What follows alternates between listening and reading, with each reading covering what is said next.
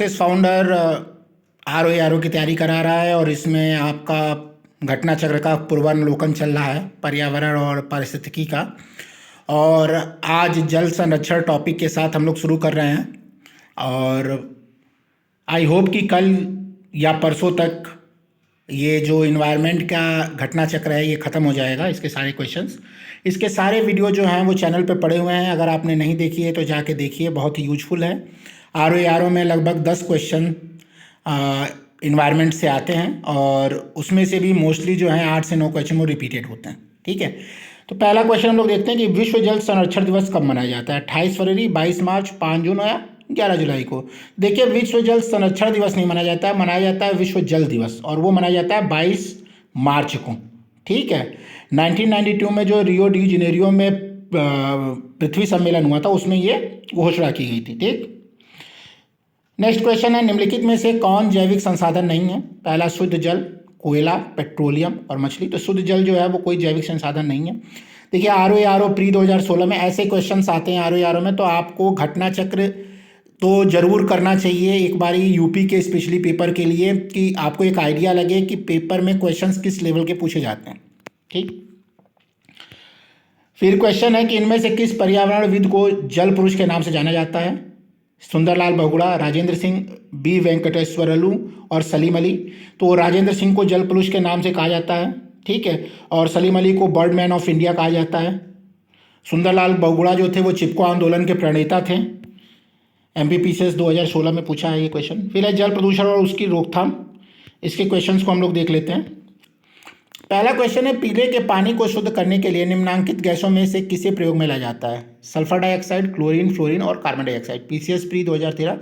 तो क्लोरीन की गोलियां जो होती हैं, क्लोरीन की गोलियां आपको ने सुनी होगी कि जो गांव ग्रामीण एरिया में रहते हैं, रूरल एरिया में, तो जल विभाग के लोग आते हैं और जो सरकारी हैंडपम्प होता है उसमें क्लोरीन की गोलियां डालते हैं 3 महीने 6 महीने पे, या ब्लीचिंग पाउडर डालते हैं कि वो उसका पानी शुद्ध हो। ठीक है, तो क्लोरीन की गोलियां या क्लोरीन गैस, ये सही आंसर है।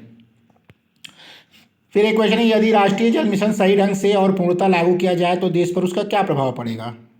कुछ स्टेटमेंट्स दिए हैं। पहला, शहरी क्षेत्रों की जल आवश्यकता की आंशिक आपूर्ति अपशिष्ट जल के पुनर्चक्रण से हो सकेगी। दूसरा, ऐसे समुद्री तट शहर जिनके पास जल के अपर्याप्त वैकल्पिक स्रोत हैं कि जल आवश्यकताओं की आपूर्ति ऐसी समुचित प्रौद्योगिकी व्यवहार में लाकर की जा सकेगी जो समुद्र जल का प्रयोग लायक बना सकेगी। तीसरा, हिमालय से उद्गमित सभी नदियां प्रायद्वीपीय भारत की नदियों से जोड़ दी जाएंगी। और चौथा, सरकार कृषकों द्वारा भौम जल निकालने के लिए बोरिंग से खोदे गए कुएं और उन पर लगाई गई मोटर और पंपसेट पर वहन किए गए व्यय को पूरी तरह प्रतिपूर्ति कर देगी। IAS प्री 2012 का एक क्वेश्चन है। तो देखो, अगर सरकार, चौथा स्टेटमेंट हम लोग लिखते हैं, अगर सरकार भौम जल की पूरी प्रतिपूर्ति कर देगी तब तो ये और दोहन होगा। तो ये तो कॉमन सेंस का है कि भाई ये तो एलिमिनेट होगा, ये आंसर में आएगा ही नहीं, क्योंकि सही से पालन करने के लिए पूछ रहा है। फिर तीसरा स्टेटमेंट है कि हिमालय से उद्गमित सभी नदियों प्रायद्वीपीय भारत नदियों से जोड़ दी जाएंगी। तो हिमालय से उद्गमित नदियों को प्रायद्वीपीय भारत से जोड़ना भी मतलब रेलिवेंट नहीं लगता है, क्योंकि बहुत ज़्यादा अगर जोड़ेंगे भी तो कैसे जाएगी, तब तो जोड़ोगे यार प्रायद्वीपीय भारत की नदियों के साथ। तो 3 और 4 नहीं है, 1 और 2 इसका सही आंसर है। और IAS का क्वेश्चन था, थोड़ा टफ था, लेकिन यही सही है। फिर है, निम्नलिखित कथनों पर विचार कीजिए। CGWA ने भारत 36% के जिलों की अतिशोषित अथवा संकटपूर्ण वर्गित किया हुआ है। यानी ये कह रहा है कि केंद्रीय भूमि जल प्राधिकरण CGWA जो है वो भारत के 36% जिलों को ओवर एक्सप्लॉइटेड और क्रिटिकल श्रेणी में क्लासिफाइड किया हुआ है। फिर क्या, CGWA का निर्माण पर्यावरण संरक्षण अधिनियम के अंतर्गत हुआ था। फिर कह रहा है, विश्व भू जल सिंचाई के अंतर्गत सबसे अधिक क्षेत्र भारत में है। तो देखो भैया, CGWA का निर्माण तो जो है वो पर्यावरण संरक्षण अधिनियम 1986 के तहत किया गया था, और विश्व भू जल सिंचाई के अंतर्गत सबसे अधिक क्षेत्र भी भारत में। 2-3 सही है, लेकिन जो पहला पॉइंट है, स्टेटमेंट 1 है, वो गलत है। 2017 का ये आंकड़ा बताता है कि 17% जो जल है, एरिया है, वो ओवर एक्सप्लॉइटेड है। ठीक, फिर है, जल प्रदूषण निवारण तथा नियंत्रण अधिनियम किस वर्ष लागू हुआ था। ये बहुत ही इंपॉर्टेंट क्वेश्चन है। जल प्रदूषण निवारण और नियंत्रण अधिनियम और वायु प्रदूषण निवारण और नियंत्रण अधिनियम, इसको आप लोग देखिए। ऑप्शन है 1980, 1974, 1981 उपयुक्त में से कोई नहीं, तो 1974 में ही जल प्रदूषण निवारण तथा नियंत्रण अधिनियम बना था। फिर है water prevention and control and pollution सैश act कब एक्टिव हुआ था, तो 1977 में ये लागू हुआ था। देखिए आर ओ मीन्स 2013 में पूछा है। यहाँ क्या था कि ये जल प्रदूषण और निवारण एक्ट कब बना, इसमें पूछ रहा है कि सेस एक्ट के साथ सेस जुड़ा हुआ है, ये कब लागू हुआ। 4 ऑप्शन दिए जिसमें 1977 सही है। फिर है पेयजल में संख्या प्रदूषण सर्वाधिक है। ऑप्शंस चेन्नई में, कानपुर में, कोलकाता में, मुंबई में। तो आप देखिए कि कोलकाता में जो है वो पेयजल में संख्या प्रदूषण जो है वो, संख्या मतलब आर्सेनिक का प्रदूषण सबसे ज़्यादा कहाँ है, कलकत्ता में। फिर है जल शुद्धिकरण प्रणालियों में पराबैंगनी विकिरण की क्या भूमिका है। IAS 2012 क्वेश्चन है। पहला, यह जल में उपस्थित नुकसानदेह सूक्ष्म जीवों को निष्क्रिय नष्ट कर देती है, ये तो सही है, यूवी रेस से निष्क्रिय किया जाता है। दूसरा, यह जल में उपस्थित सभी अवांछनीय गंधों को दूर कर देती है, ये तो पॉसिबल नहीं है, गंध दूर नहीं हो पाएंगे ये यूवी से। फिर ये जल में उपस्थित ठोस कणों के अवसादन को तेज करती है, आविलता दूर कर देती है और जल की निर्मलता में सुधार लाती है। ये भी मतलब आधा स्टेटमेंट सही है भाई, जल की निर्मलता में तो सुधार लाती है लेकिन अवसादन को तेज कर देती है, ये सही नहीं है। ठीक है, तो केवल ऑप्शन स्टेटमेंट एक सही है, तो ऑप्शन ए जो है इसका सही आंसर होगा। ठीक है, फिर निम्नलिखित में से कौन जल को जीवाणु मुक्त करने हेतु प्रयुक्त होता है। ओजोन, क्लोरीन डाइऑक्साइड, क्लोरेमीन और उपयुक्त में से सभी। तो सारे ओजोन, क्लोरीन डाइऑक्साइड, क्लोरेमीन सभी उपयुक्त जो हैं वो सब जल को शुद्ध करने के लिए, जीवाणु मुक्त करने के लिए युग होता है। पीसीएस प्री 2016 का क्वेश्चन है ये। फिर निम्नलिखित में से कौन से नदी तल में बहुत अधिक बालू खनन का संभावित परिणाम हो सकता है। IAS 2018 का क्वेश्चन। बना, नदी की लवणता में कमी हो सकती है, भौम जल का प्रदूषण होता है, भौम जल स्तर का नीचे चले जाना हो सकता है। देखो भैया, नदी की लवणता में कमी उसके खनन से संबंधित नहीं है, तो पहला तो हट गया। तो एलिमिनेशन टेक्निक से पहला अगर हट गया है तो ऑप्शन आंसर हमें मिल गया 2 और 3। लेकिन आप ये भी जानिए कि भौम जल का प्रदूषण होगा, जितना अधिक खनन होगा उतना ज़्यादा भौम जल के भी प्रदूषण बढ़ेगा, और जितना अधिक खनन होगा भौम जल का स्तर भी उतना नीचे जाएगा। ठीक है, नेक्स्ट टॉपिक है जल संरक्षण। ठीक, तो जल संरक्षण के कैसे क्वेश्चन आते हैं उसको हम लोग देखते हैं। यहाँ पे कुछ झील दिए हैं और झीलों का राज्य दिया है, आप चाहें तो इसका स्क्रीनशॉट ले सकते हैं। ये मैं जब आपको ज्योग्राफी के क्वेश्चन आंसर कराऊंगा तो उसमें मैं आपको कराऊंगा भी ये चीज़। और अभी तो फिलहाल हम लोग क्वेश्चन आंसर देखते हैं। पहला क्वेश्चन है, मरुस्थल क्षेत्रों में जल ह्रास को रोकने के लिए निम्नलिखित में से कौन सा पर्ण रूपांतरण होता है, यानी पत्तियाँ कैसे रूपांतरित होती हैं। पहला, कठोर एवं मोमी पर्ण। दूसरा, लघु पर्ण तथा पर्णहीनता। तीसरा, पर्ण की जगह कांटे। तो देखो तीसरा तो सही है भैया, पर्ण की जगह कांटे होते हैं। ठीक है, कठोर पर्ण भी आते हैं, मोमी पर्ण भी आते हैं। ठीक, और लघु पर्ण तथा पर्णहीनता भी होती है, यानी तीनों स्टेटमेंट सही हैं। और देखते हैं किसमें, ऑप्शन डी इसका सही है। फिर एक प्रदूषण नियंत्रण के उद्देश्य से राष्ट्रीय झील संरक्षण योजना के अंतर्गत जिन शहरी क्षेत्रों में पड़ने वाले जलमग्न भूमि को चुना गया है वे हैं Bhoj Madhya Pradesh, Sukhna Chandigarh, Chilka Orissa, Pichola Rajasthan. UP PCS means 2002 का क्वेश्चन है, तो इसमें 1, 2, 4 यानी भोज का मध्य प्रदेश, सुखना का चंडीगढ़ और पिछोला का राजस्थान, ये सही है। फिर निम्नलिखित झीलों में से किसको अभी हाल ही में राष्ट्रीय झील संरक्षण परियोजना के अंतर्गत सम्मिलित किया गया है। पीसीएस प्री 2010 का एक करेंट था उस समय। तो भीमताल, पुलिकट, ऊटी और सांबर, तो उस वक्त भीमताल को किया गया था। अभी जब मैं करंट कराऊंगा तो आपको ये ऐसे क्वेश्चंस कराऊंगा, कितने वेटलैंड्स हैं, कितने वाइल्ड लाइफ सेंचुरी हैं, कितने टाइगर रिजर्व हैं, कितने कंजर्वेटिव झील्स हैं, सब कंजर्वेशन करने वाले झील हैं। ठीक है, नेक्स्ट टॉपिक है गंगा संरक्षण।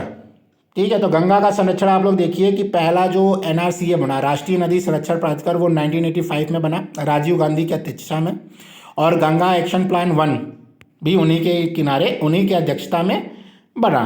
ठीक है, फिर गंगा एक्शन प्लान स्वच्छ गंगा के लिए 20 फरवरी 2009 को मनमोहन सिंह की अध्यक्षता में राष्ट्रीय गंगा बेसिन प्राधिकरण बनाया गया।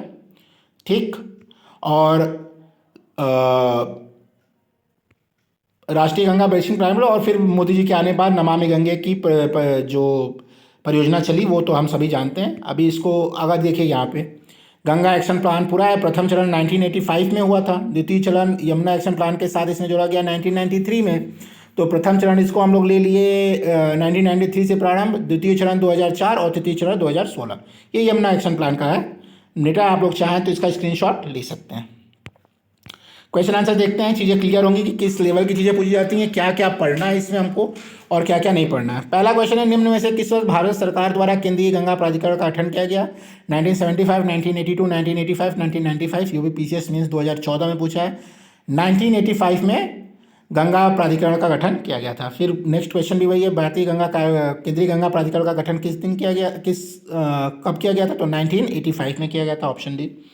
फिर एक केंद्रीय बजट 2014 में समन्वित गंगा संरक्षण अभियान को कहा गया है, तो नमामि गंगे कहा गया था उस वक्त बजट में, तो ऑप्शन डी सही है। फिर राष्ट्रीय गंगा नदी बेसिन प्राधिकरण का गठन कब हुआ? पीसीएस मीन्स 2010 का क्वेश्चन है ये। अक्टूबर 2008 में, फरवरी 2009 में, अक्टूबर 2009 में, मार्च 2010 में, तो फरवरी 2009 में हुआ था ये। फिर झारखंड राज्य गंगा नदी संरक्षण प्राधिकरण में गठित की है 2008, 2010, 2009, 2011। जेपीएससी प्री 2017 का क्वेश्चन। 2009 में झारखंड राज्य गंगा नदी संरक्षण प्राधिकरण गठित किया गया था। फिर देखिए आईएएस प्री 2014 का क्वेश्चन, गंगा नदी डॉल्फिन की समष्टि में हास के लिए शिकार चोरी के अलावा और क्या संभव कारण है? यानी ये पूछ रहा है कि डॉल्फिन की जो कुल मात्रा है, कुल संख्या है, इसमें जो गिरावट हो रही है, इसमें एक तो शिकार चोरी है और उसके अलावा क्या कारण संभावित हैं ये बताइए। पहला, नदियों पर बांधों और बराजों का निर्माण। दूसरा है नदियों में मगरमच्छों की समष्टि में वृद्धि। तीसरा है संयोग से मछली पकड़ने के जालों में फंस जाना। और चौथा, नदियों के आसपास के फसल खेतों में संश्लिष्ट उर्वरकों का और अन्य कृषि रसायनों का इस्तेमाल करना। देखो अगर हमें कुछ भी नहीं आता है ना, फिर भी एक क्वेश्चन जो आईएएस में एक स्टेटमेंट वाले क्वेश्चन होते हैं उसमें एक एज दिया होता है। देखो अगर दूसरा इसका स्टेटमेंट लोग देखें कि नदियों में मगरमच्छों की समष्टि में वृद्धि, तो आप दिमाग लगाइए कि भैया प्रकृति ने मगरमच्छ और मछली दोनों को एक साथ दिया है नदी और समुद्र में, ठीक है। तो ये तो ऑप्शन हो ही नहीं सकता है, यानी जिसमें जिसमें दो है वो अपने आप एलिमिनेट हो गए और तीन ऑप्शन में दो है, यानी ऑप्शन सी सही है, यानी बाकी के जो तीनों स्टेटमेंट है वो सही हैं। फिर यमुना एक्शन प्लान और औपचारिक रूप से प्रारंभ किया था 1991 में, 1992 में, 1993 में, 1994 में।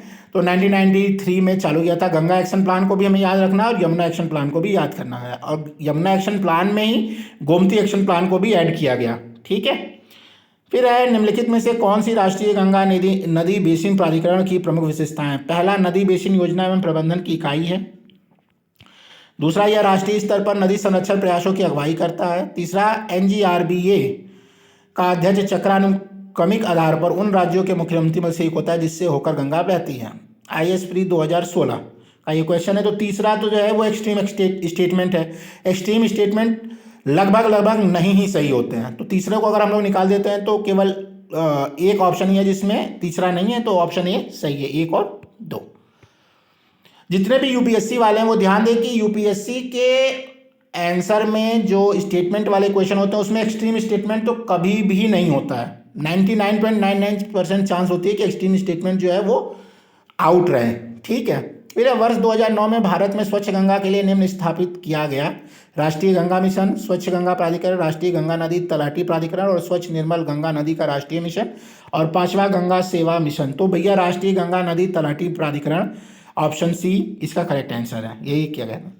तो यहाँ पे हम लोगों का पर्यावरण का लगभग हर टॉपिक खत्म हो गया है, और नेक्स्ट वीडियो से हम लोग मिसलेनियस क्वेश्चंस जो पूछे गए हैं वो देखेंगे।